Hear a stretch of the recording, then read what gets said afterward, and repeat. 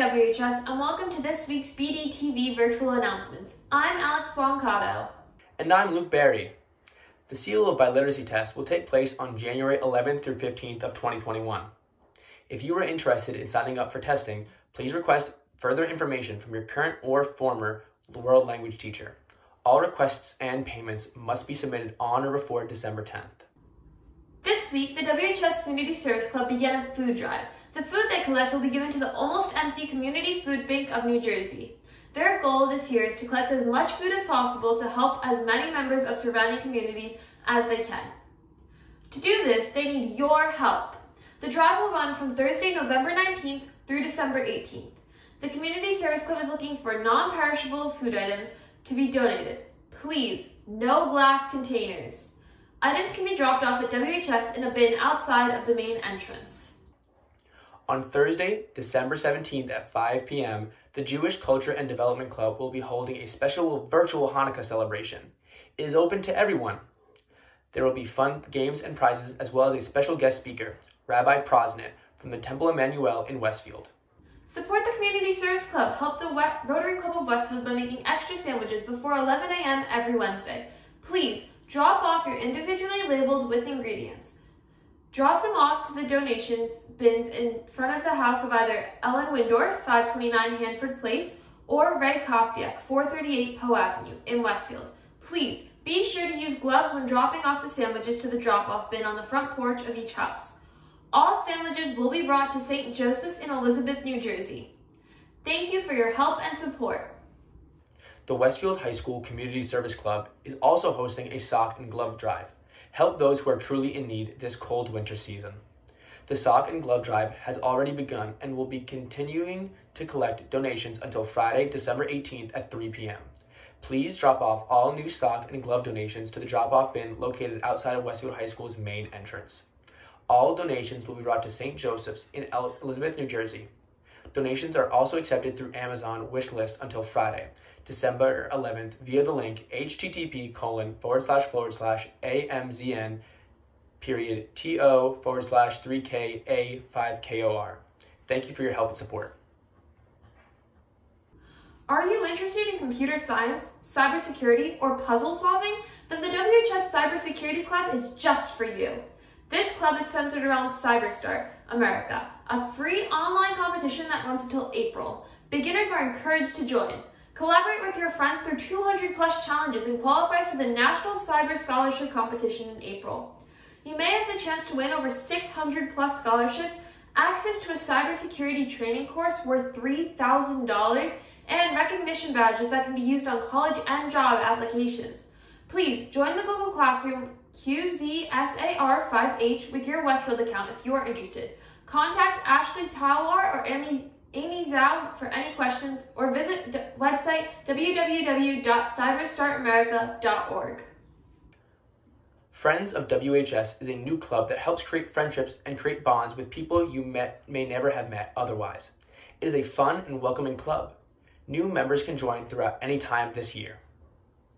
The WHS community is familiar with the High's Eye, a student-written newspaper published once a month that families across Westfield can subscribe to. This year, the journalism department has introduced a new magazine named Optics, whose first issue was released in early November. To tell us more about the new magazine, we go to Aaron Friedman. A little over a month ago, the journalism team responsible for High's Eye published the first edition of their new magazine, Optic. To get more information on Optic, we asked its advisor, Mrs. McDonald. Optic Magazine is the supplemental magazine to High's Eye, our weekly print newspaper. So when our journalism program doubled in size last year, we needed to find a way to accommodate all of the students in the program because we couldn't put, 45 kids on the newspaper staff. So we decided to split them and create a quarterly magazine as a separate course and a separate product. The title of the magazine, A Generation Defined by Division, echoes the feelings of many students during these strange times. Sophia Rossetti, the editor-in-chief of the first edition, explains why this seems like such a fitting title for the Optics first edition. So we talk a lot about the different factors that are dividing our youth, our community, and our nation, having to do with, the very tense national election that went on this year, as well as the local election for the congressional seat. And we talked a lot about racial issues, racial justice issues that, have definitely surfaced on a large scale this year and have come to our attention as a nation. And so our issue tends to talk a lot about these issues that exist on a multitude of levels, from the national scale to the local scale down to our own high school, where we basically discuss the way that our student body and our community is being divided by these events and how we can overcome this division. The creation of this magazine took a huge amount of time and effort from everyone on the Optic team. Overall, putting out the first issue was a very challenging process, but equally rewarding. And I'm really proud of all of us on the staff, the entire team. I guess one thing I didn't touch on, that the timeline was really, really stressful for this first issue, because generally we've decided to publish on a quarterly schedule, which means around the end of every marking period. Although we kind of had a dilemma with the election, which is huge, obviously. Obviously, there's a lot of polarization right now, and there's a lot of division. And so we really wanted to make sure that we weren't being biased, but at the same time, we were doing these topics justice, and we were addressing things in the way they needed to be fully addressed. Talk about things from a student perspective instead of just kind of rehashing the same talking points you're hearing over and over again. It also took an immense amount of time, energy, and effort to put together the first edition of Optic. It's a miracle that it all came together. I had many sleepless nights going, how is this even going to be possible? Because it's one thing to launch a brand new magazine from scratch in non-pandemic times. The fact that I guess that we came together and put together this first issue, it's the first ever issue. We had no idea how to put together a magazine.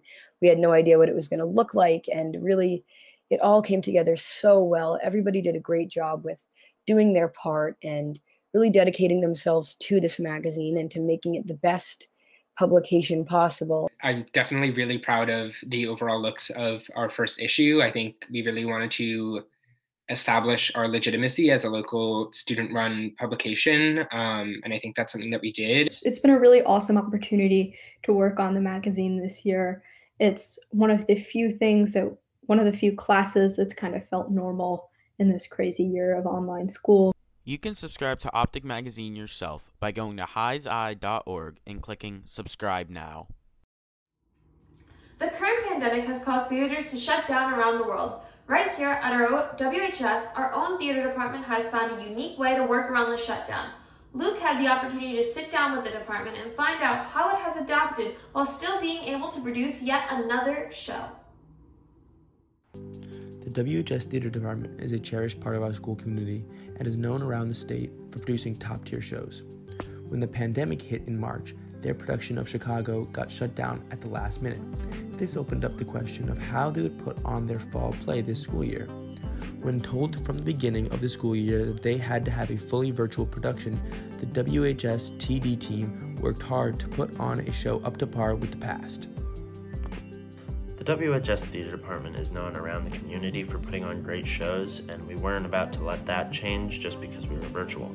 So the student and teacher production teams worked hard together to make sure that this show was as good or better than past shows and was a great experience to watch and to be a part of. A virtual production may seem simple, but a production like this takes the hard work of the whole department, including the actors. It's really different performing to a screen, like doing a monologue, and usually you're used to looking out and seeing the audience and seeing the people that you're performing to, and instead you're looking at a screen. The rehearsals have been taking place on Google Meet. The actors are signing in and doing everything they would normally do during a normal show season, such as running lines, character work, and script analysis. However, the tech aspect of an online show is an obstacle the production team knows well. The show chosen for this year's fall play is 26 Pebbles, a show taking the watcher through the hard times of the Sandy Hook school shooting and the rebuilding of the Newtown community. The show will air to the public on December 12th and 14th, the 14th being the anniversary of the shooting. The production will be presented at whstd.booktix.com. where you can also buy your tickets to see the pre-taped show streamed to the public. You do not want to miss this unique and uplifting show produced in a pandemic by the WHSTD team. Westfield High School, we want to see your spin on the Cha Cha Chicken Ciabatta. Submit your creations to us on Instagram at BDTV for a chance to be featured. And that will be all for us today, WHS. I'm your host, Alex Blancato.